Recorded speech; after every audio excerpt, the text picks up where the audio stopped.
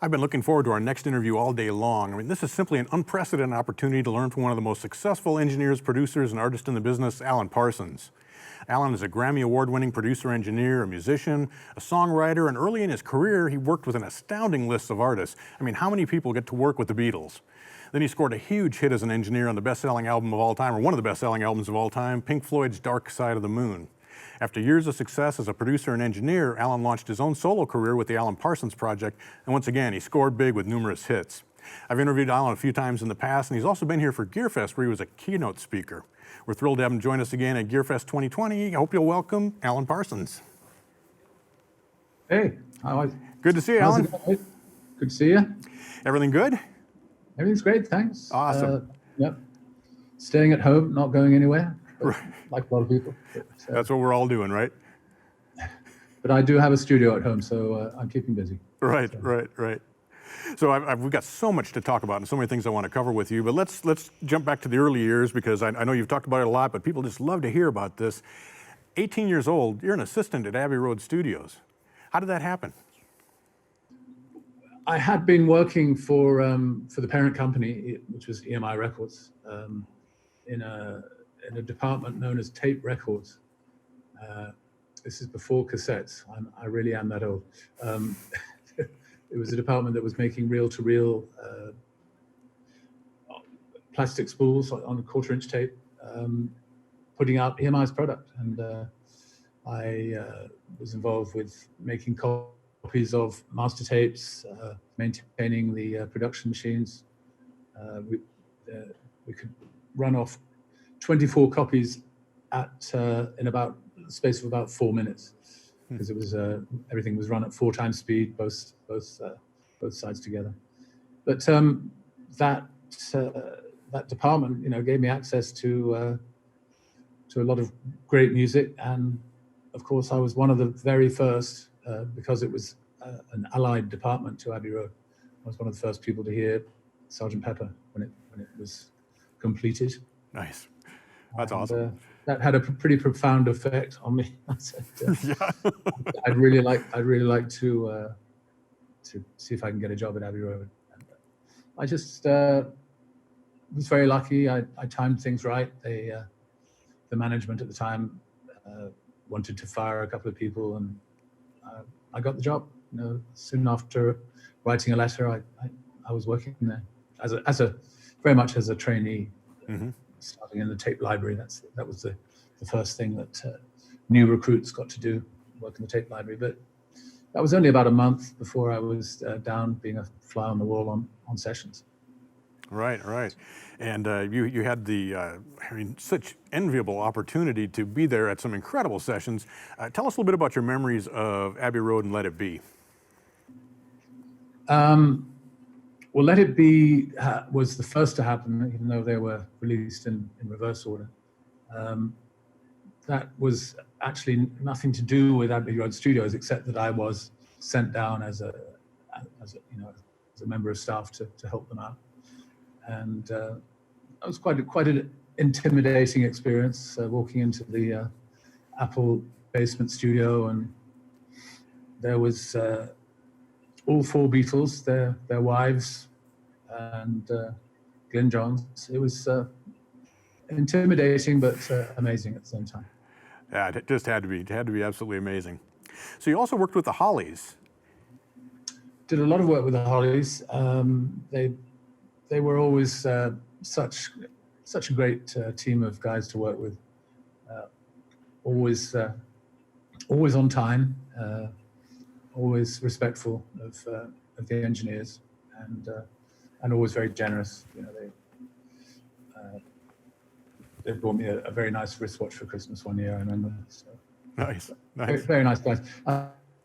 Interesting. I was recently in touch with Bob Elliott, the drummer, and he's about to release a book called "It Ain't Heavy, It's My Story," which I thought was a great title. Right. That's awesome. You worked later again with Paul McCartney and Wings. Well, yes, as a result of working on the Abbey Road album, at least half the time they were there making it. Got to know Paul a bit better, and as I progressed from being an assistant engineer to a fully fledged balance engineer, as they were called at Abbey Road at the time. I was let loose with Paul on some of the sessions for Red Rose Speedway, and High High High and Sea Moon, those singles, and I probably got to know Paul and Linda best on the Wildlife Wings Wildlife album, which I didn't engineer, but Tony Clark was another Abbey Road engineer who did engineer it, and I did a mix of one of the songs on Wings Wildlife. Paul said, "It's fine. We'll go with it." So that was my first real breakthrough, just getting a mix of Wings onto that first album. Right. Wings. Right. Yeah, that had to be a huge pump up for your career to have that credit there for you. It certainly did, and but it was really the opportunity to do Dark Side of the Moon. That's when it really also took off. Right. Absolutely. So let's talk about that. Tell us how you were asked to do that album and kind of the process of putting that album together. I had been commissioned to mix the previous album, Atom Heart Mother. I'd done all the sessions for that album as the assistant, and then the main engineer of Atom Heart Mother, Peter Bown, found himself double booked to do other sessions as well as mix Atom Heart Mother so well, because I knew the material backwards, just like the band themselves did. They gave me a chance, and I mixed Atom Heart Mother, and I must have done an okay job, because they then commissioned me a few months later to start work on Dark Side of the Moon. Right. I worked very hard to make sure that I didn't get double booked, to make sure that I did every single session. Right. Sometimes as a result of working all night, but it was well worth it. I didn't know I'd be talking about it 50 years later, but it was. It's not quite 50 years yet. It's probably about 45 years. But who could have known that it would have that kind of lasting power? Right. Did you have an inkling that you were working on something that was really special when you were doing that album? I think we all felt confident that it was Pink Floyd's best work to date, but I don't think anybody could have really anticipated the magnitude of the record over the years. Yeah, sure. One of the things that stands out to me when I listen to your work from that era, Dark Side, Al Stewart's Year of the Cat, the Hollies, and some of these different bands, Wings, that you worked with, is that they're all radically different artists, and they have a very different sound, but there's a clarity to everything that you do there, and I wouldn't say there's necessarily a signature to the sound, but there's definitely an approach there that sounds familiar as I compare those. Talk a little bit about how you approach doing a mix for those artists. Do you feel like you should do it the way you want to hear it, or are you trying to deliver something that they want, or how does that work?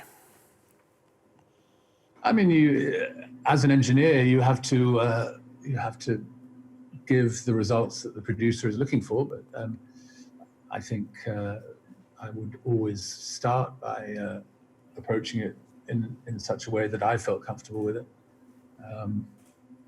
But if the producer doesn't comment on the sound, then you can be fairly confident that you're doing an okay job. I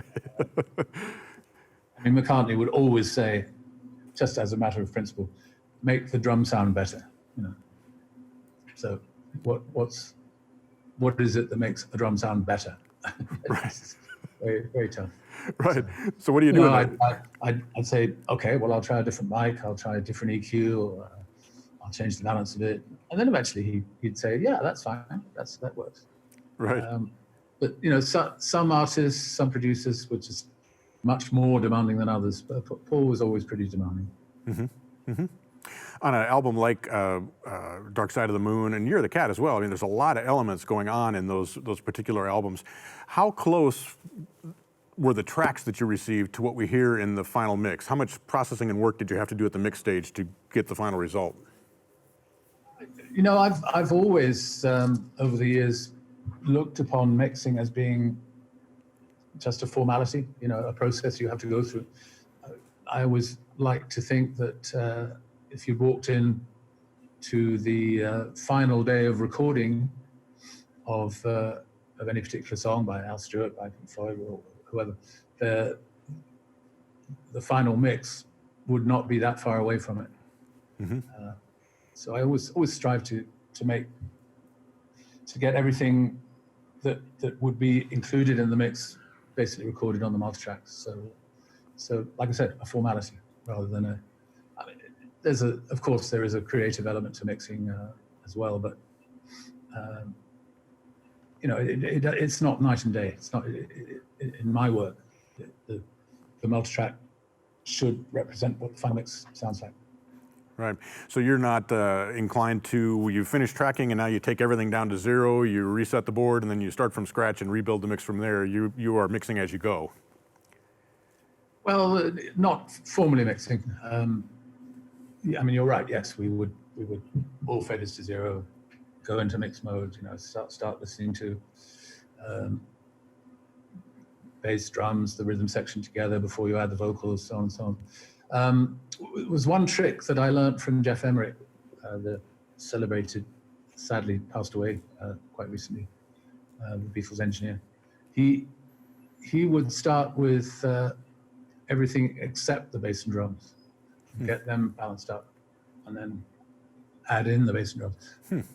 So many other engineers that I've watched at work, they get the bass and drums happening first, then they start adding everything else. I've always done it in reverse. So you take that same approach. You leave the bass and the drums till after the other elements are set. Yeah, I just find it easier to balance relative levels between the other instruments first. I mean, of course, I will listen to the bass and drums as a separate entity as well, but probably after I've got the other balances going. So do you start with the lead vocal then? Do you start with one of the instruments typically, or how do you build a mix? I mean, if we assume that a given song contains bass, drums, a couple of guitars, maybe acoustic guitars, keyboards, so on and so on, I would balance up all the guitars and the keyboards or any orchestral stuff, maybe backing vocals, and then I would add the lead vocal as the last. So I would essentially have a karaoke mix. Right. So going before the final. So the lead vocal comes on after the bass and the drums, or before the bass and the drums? Oh, that would come on with everything. Okay. Right. Interesting. I'd have everything else balanced up before that. Mm-hmm. Mm-hmm. So I found it interesting that is that microphone, that 44BX? This is my David Letterman microphone, right? I didn't think so. We got the right crispness out of that. It actually is a real microphone, but it's not what we're using today. We should be, right? I can't see the mic. Are you wearing a lapel mic? I've got a pair of lapel mics for redundancy. Yeah. Yep, absolutely. They were great mics in their day, and you know, countless studios and broadcast facilities use those mics. Right. But they are ribbons, so tend to sound very, very dull against condensers and dynamics. Right, it's a different kind of thing. But so many great vintage recordings were done with those. Have you used this microphone a lot? Is this something that you've had as a go-to for vocals or other types of instruments? I haven't made a lot of use of it. There's another ribbon that I favor, which is the Coles 4038, and I love using those. I always have done. Another influence for Jeff Emerick. He used to use them as overheads on drums, and I've been using them as overheads on drums for years and years, and also on brass instruments. They sound great on brass instruments. Right, awesome. So I following Dark Side of the Moon, I understand that you had an opportunity to work on Wish You Were Here, turned that down to launch your solo career with the Alan Parsons Project. Tell us about that decision and about starting that project. It was a difficult decision. It was a very generous offer on Pink Floyd's part. But I'd already had a top 10 single as a producer in the UK. And I just said, no, I'm gonna go forward with my career as a producer and not be a staff engineer, as it were, for Pink Floyd.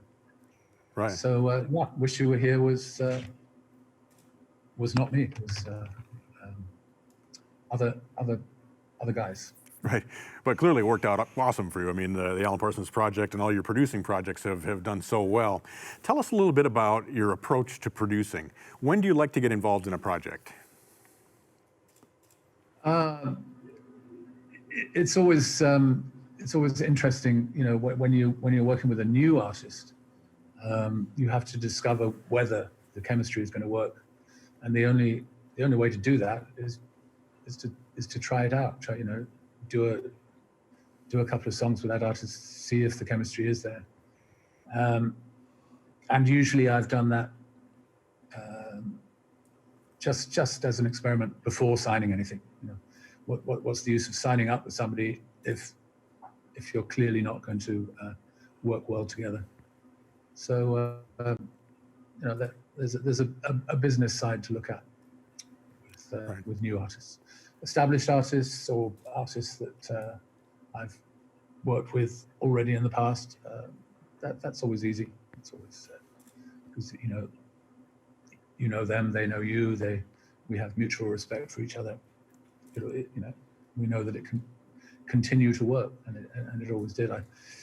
I worked with essentially the same rhythm section throughout the project years, basically with the band known as Pilot.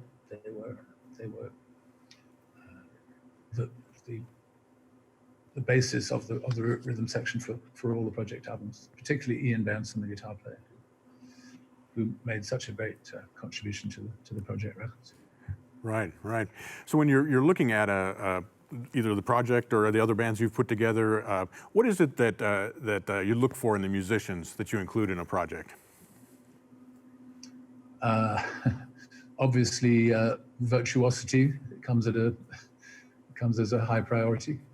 Right. They've got to play their instrument, but it's probably 20% musical ability and 80% communication skills. You know, how do we communicate with each other, and does it work? That's the most important thing of all. Right, right. So I'm curious also, going back to producing, what is it that attracts you to an artist or a band and makes you want to produce them? I mean, if you hear something and say, you know, I'd really love to produce that project, what is it that would draw you in? Usually a song or a series of songs, and just getting excited about what I could do with that song in the studio with that artist. Mm-hmm. You know, it's hard to define what I would say yes or no to any particular project that came up. But it's usually one song that I say I think that's a hit, and I would love to work on that song. Right, right. You mentioned choosing projects with new artists and with established artists. Do you work differently as a producer in those two situations? Do you treat we'll call them a baby band, different than an established artist? You have to respect the fact that a new artist may never have set foot in a studio before. So part of the process is to make them feel comfortable, make them understand how important headphone mixes are, and you know, not to work too loud, not to work too quiet, you know, all that kind of stuff. So with a new artist, it's you know, you're like a schoolmaster. You're introducing them to the world of recording. Established artists, you know, you don't need to do that. They know what they're doing. It's difficult sometimes if you're engineering something as opposed to producing. not to play the role of the engineer of the producer too much. I mean, is it the engineer's job to say that the one of the guitars is out of tune? No, Right. it's really the producer's job. But I was, I think, historically always ready to open my big mouth and say what I thought. Right. But the engineer's place is technically to fulfill the wishes of the artist or the producer, and otherwise keep his mouth shut. But I never did. Right. As a producer yourself, when you work with, well, let me ask you this. Do you typically engineer and produce your projects, or do you work with a separate engineer? In the digital age, I've been very reliant on an assistant, because I don't feel that I'm paid to click a mouse all day. And I have an amazing assistant engineer. His name is Noah Bruskin. And he's got the highest possible Pro Tools qualification, whatever that diploma is called. He had a great engineering education at a school in Los Angeles. But I'm pleased to be back in my studio. I've got a wonderful Neve analog, brand new Neve 5088 console, and I'm loving being back to pushing faders up and down. Right. Which for the last couple of albums, that experience went away. I did everything in the box, but I'm so happy to be back, with everything on its own fader and balancing up, and using Pro Tools for the automation. It's a great combination. Mm-hmm. It's just all the things that you used to use on fader automation, on flying faders and so on. It's just that aspect is I do in the box, but the basic balancing up, it's going through the analog chain and sounding great. So how many outs do you bring into the console? Do you put things into stems, or are you bringing out individual tracks? It's a 32-channel console. We've found that we can pretty much get everything on a song separated on those 32 channels. I've been mixing a live concert that we recorded in Utrecht in Holland last year for a video. It's also going to be a video release with quite well produced post-produced audio. So that's almost ready. Because through the virus crisis, I think people are hungry for live shows. They can't go to live shows, so we're going to give them one online. Right. Is it different when you mix and, I guess we'll say, produce your music versus somebody else's music? I've always strived to always be the same person. Of course, if I have my name on it, I'm more likely to be much more likely to be involved in the writing of the song, or the songs. I mean, all the songs on my most recent album, which is called The Secret, was a series of collaborations with essentially the band. All the band, co-wrote with me, and it's a great way of doing it. I've not done very much producing of other artists so much lately. I did do one single with a Austrian artist called Virginia Ernst. She's very talented. And I also did an album with Jake Shimabukuro, mm-hmm. who is the virtuoso ukulele player, who's one of the most incredible musicians I've ever worked with. He was absolutely amazing. And so humble, so friendly, so amazing to work with, and always giving me room to express my views and thoughts about arrangements and so on. It was great to work with. Right. Well, that had to be a blast. So tell us a little bit more about the collaboration process when you're writing songs. Do you have the ideas for the songs and go to the musicians? Do they come to you? And how do you work on them together? I have to say most of the songs on The Secret were originated by others. and then I get to make suggestions and maybe write a new section, a new bridge, or a new structure for the song, something like that. And that's how I worked with Eric Woolfson for the project. I mean, he was hugely responsible for the bulk of the writing of the songs, but they will be very rudimentary, very basic demos that, or even just live performances that he would walk into the studio with, and then we would, expand it, change the structure, make arrangements with the band present, sometimes with the band not present. It's all just a process of weeding out the bad bits and refining the good bits. Right.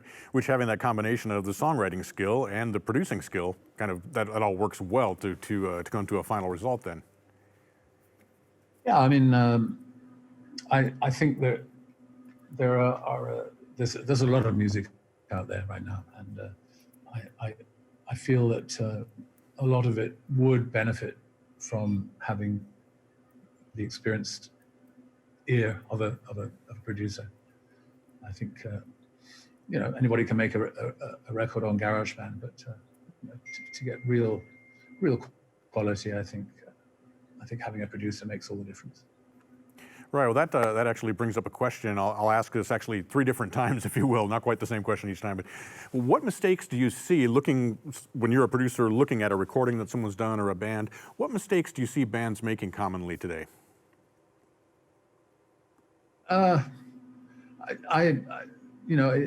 It's a different world. The pop world, the top 10 world, is not something I particularly aspire to right now.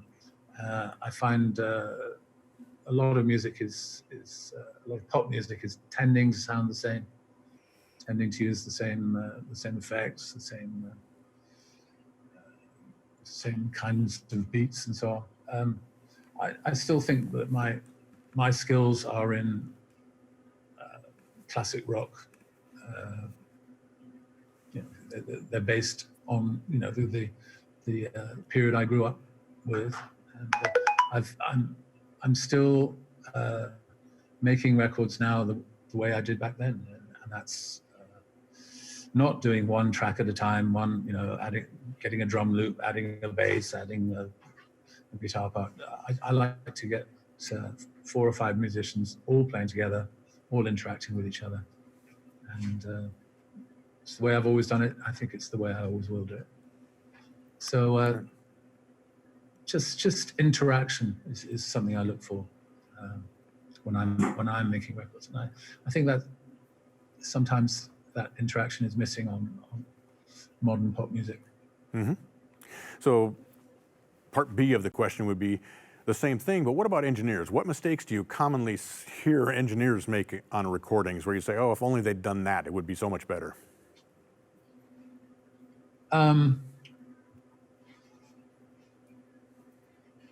I think there is a tendency to overuse auto-tune, and I've got a very sharp ear for overuse of auto-tune. I will use it sparingly if I feel like I can't hear it.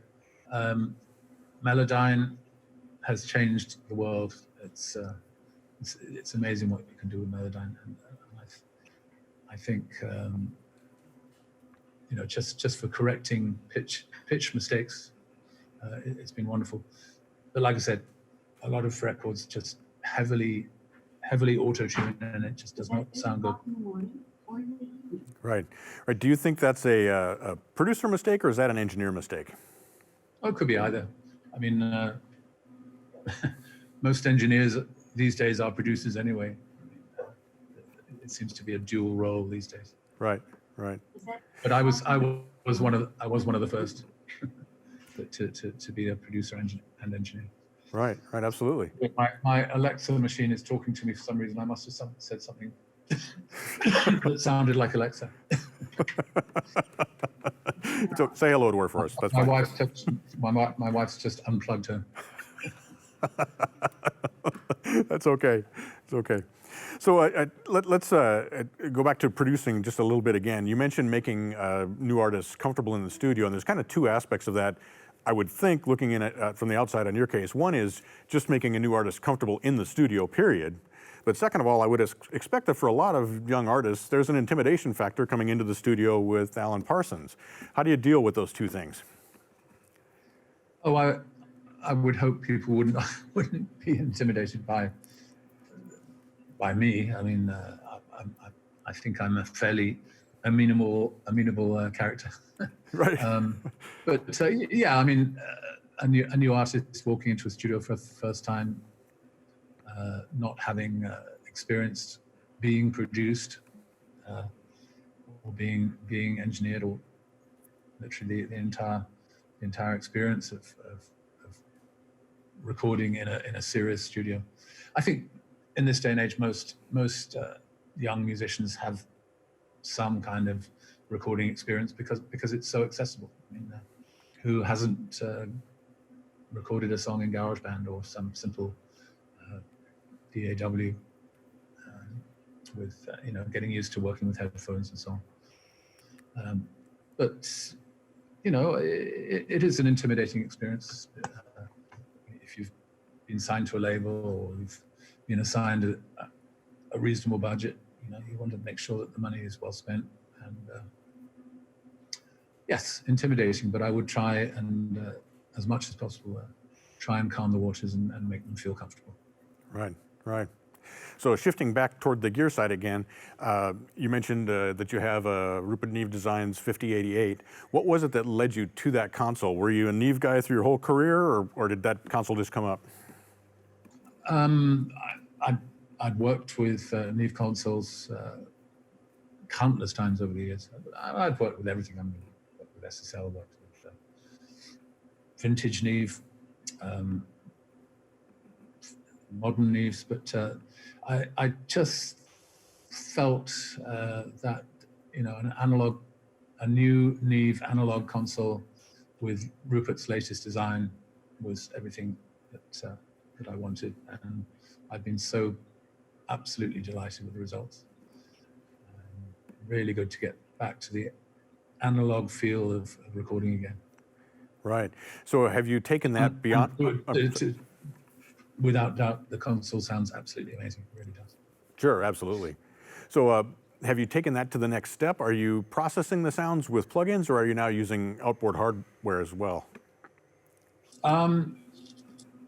Some of the reverb plugins by Universal Audio and Waves have been a big part of what I do, but I route them through the console in the old-fashioned way. Just have them on sends on the console and returns on the console. You almost don't realize that it's a plugin. Right. Occasional plug-in EQ, occasional plug-in compression and limiting. Occasional delays, ADTs, and so on. I mean, it's so easy these days just to get if you want a delay effect, there it is. You just use a plugin. But I do prefer the old-fashioned traditional methods for echo and reverb to use the console sends. I mean, that's what the sends are there for on the console. Sure. Have you been using the console just at the mixing stage, or are you also using it while you're tracking? Oh, very much so. The whole process, right from the beginning. Mm-hmm. Which is why I said that I love to work with a band, a 4 or 5 piece band, and 32 channels is more than enough to make that happen. Right. I mean, right. Probably 10 mics on the drums. Leaves another 22 to put other instruments on. Plenty. Right, right. Have you? I always enjoyed your surround mixes. I think I had a DTS disc of On Air, or one of the albums that you put out that just sounded phenomenal in 5.1. Are you still working in the surround medium, or do you prefer to work now in stereo, or what are your thoughts on all that? Well, the live album I mentioned, we are mixing that in surround as well as stereo. It, it's very easy to do one than the other side by side.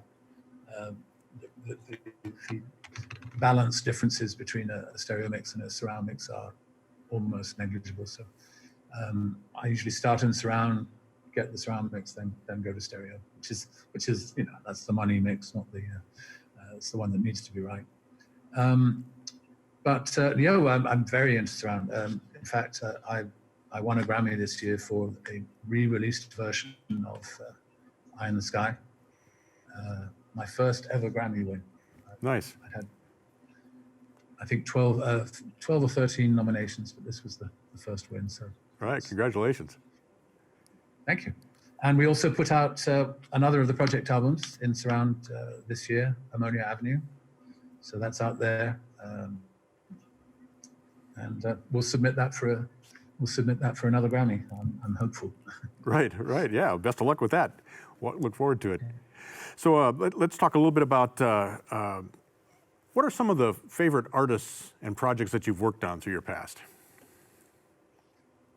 I mean, they all sort of contribute to some good memories. I mean, of course, how many people in the world get to work with the greatest rock and roll band of all time?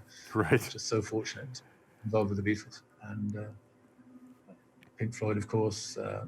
I'm very proud of the fact that here I am over 40 years later talking about a record that I worked on. The projects all full of really good memories and essentially a set of records that I've always felt proud of. I'm very lucky. I mean, a lot of producers have a 3 or 4 year lifespan. I've been doing this ever since I was 19, so I'm still loving it. Right, it's awesome. It's awesome.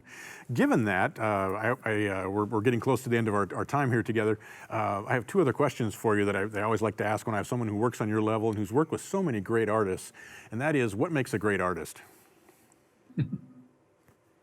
I would have to say charisma.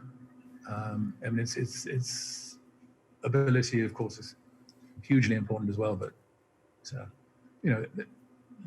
all the talent shows used to use the expression star quality. And if somebody is a great singer but does not have star quality, he or she is going nowhere. You just got to have that charisma that makes people say, I like this artist and I'm going to buy this artist's music. Right. So once again, given the fact that you are known as an artist producer and have done so much, an engineer producer, and you've done so much engineering as well, what is it that makes a great engineer? Well, I think that's subjective. I think you would have to say that I would say that I appreciate one engineer's style. I don't appreciate another engineer's style so much. But engineers, again, have to be characters. They have to have the ability to communicate and speak the language of musicians and producers. That's half the job, really. Just communication skills, again, very important. Right. And I guess we'll take it to its conclusion. What is it that makes a great producer? Having the respect of the artist and vice versa. He respect having the producer must respect the artist. The artist must respect the producer. That's key. Right. It's interesting that in all 3 of those, you didn't mention technical skills in really any of them.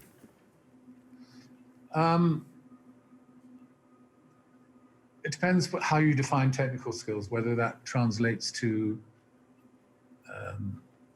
good sound.